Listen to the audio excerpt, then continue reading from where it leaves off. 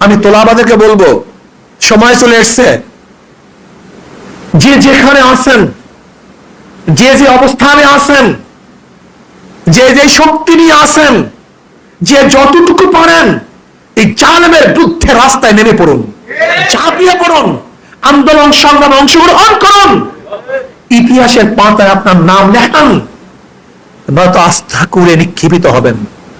আমি বলছি না সবাই মেজাজ এক, মন এক, যোগ্যতা এক, না, যে যেভাবে যে অবস্থানে আছেন প্রত্যেকের অবস্থান থেকে আন্দোলন শরীক হন।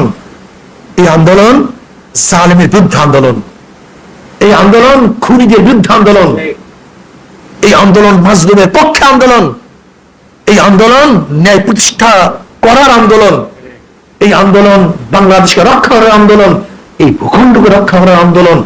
প্রত্যেক